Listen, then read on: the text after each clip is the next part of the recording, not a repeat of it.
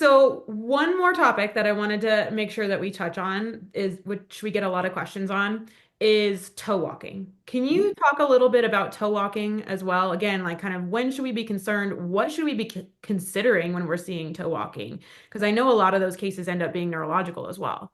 That's what Yeah. so I'll start with Mm-hmm. this and then you can kind of dive into Sure. feet, right? Like neurological, I always think of toe walking, right? We have sympathetic and parasympathetic.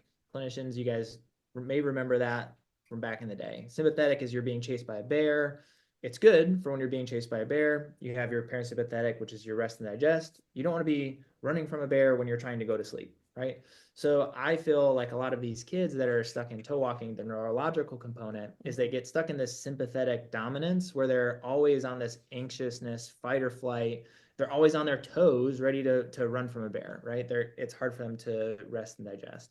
So from a chiropractic perspective, I'm always going to assess occiput and sacrum. And I know that's far away from where the symptom is, but if they're leaning forward, right, they may not have full range of motion in their Mm-hmm. occiput. They may have tight SOT muscles. SOT muscles, suboccipital triangle. There's three muscles on each side, so six total right here. There's more proprioception that happens right here in that muscle than any other muscle in the body, because these are proprioception. They tell your brain where your body is in space. If there's something that's off up here, that's a lot of input going into the brain. So we have to address what's going on here for you chiropractors. Then going down, we have, okay, biomechanically speaking, right? We know that they're going to have tight calves. Go up the chain from there. What's happening at the hips? What's happening in the pelvis, the lumbar spine?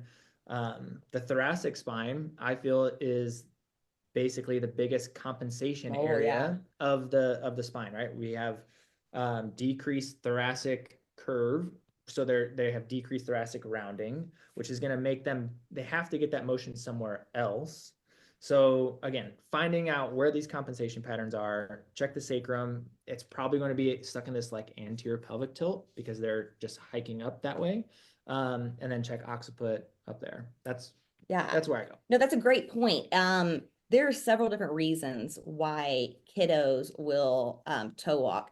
First and foremost, though, it is completely typical for kiddos to walk on their toes up until about 2.5 years old. And again, with anything else, it shouldn't last more than about 3 months. After around 2.5, if they're still doing it more than 80% of the day, then there's probably reason for concern. So that's number one.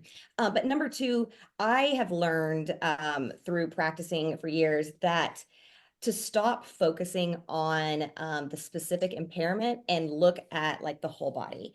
And if you start most proximally the shoulders, the tummy, and the hips, that's going to tell a story of why everything else is happening.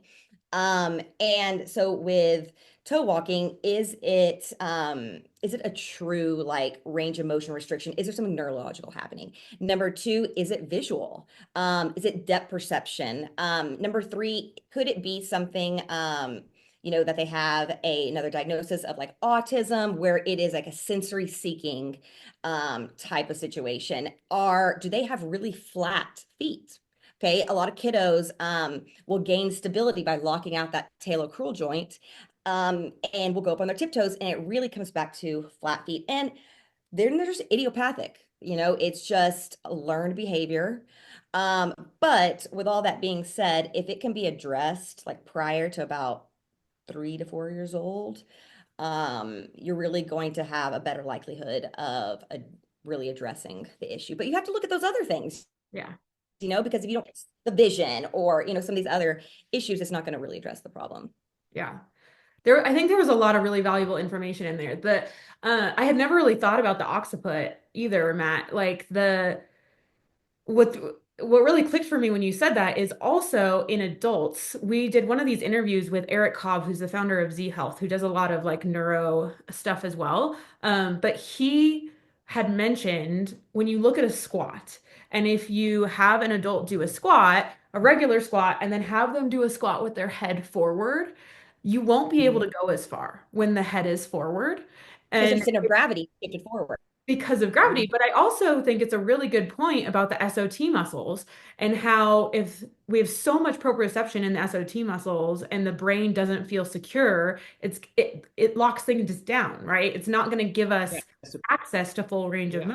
motion. So I think that's a really awesome point. And then I also love the multifactorial approach, Emily, that you mentioned, because I do think that like my son toe walked for a little while and it was more sensory because he didn't want to go barefoot on the grass. He didn't want to feel the textures. So it was him kind of withdrawing from that. But that's totally different from a kiddo who has sympathetic dominance or a kiddo who may have an actual restriction in range of motion or tone, right? So I think diagnosis is key. So you were saying that there's about a 3 month kind of grace period. And then after that point, that's where it would probably be best to refer to someone who can do some further testing. Yeah. I mean, and this was another part that I didn't mention, and this kind of gets into a whole nother realm, like the pelvic floor. I know you don't think about that with pediatrics, but I mean, with potty training and toileting being such a huge issue, from that like 2 to 4 to 5 month mark, if they have tightness in their pelvic floor, like they are restricting bowel and bladder movements, all of that drawing up of the pelvic floor is going to cause toe walking as well. Wow. So that's kind of one that's not talked about a lot, but really, I know that our friend Michelle Little, she is a pelvic floor specialist, and she taught building blocks, which then turned into Kinactive University. And she really did a whole segment on pediatric pelvic floor and ways to address toe walking in some like different ways. A lot of squatting, a lot of breath movements that gets them off their toes.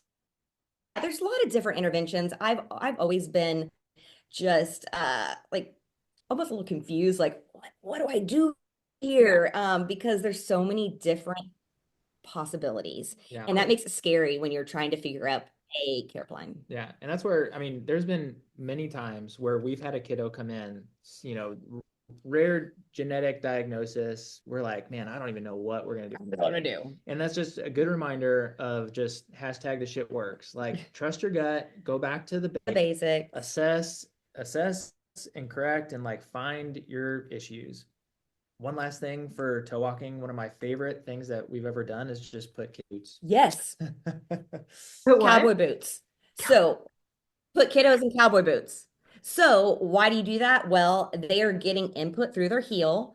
Because most cowboy boots have like a little heel on them. Also, it's pretty rigid of a sole. So it's pretty uncomfortable to go up on your toe. And then they have, anterior support all the way up under the calf. Yeah.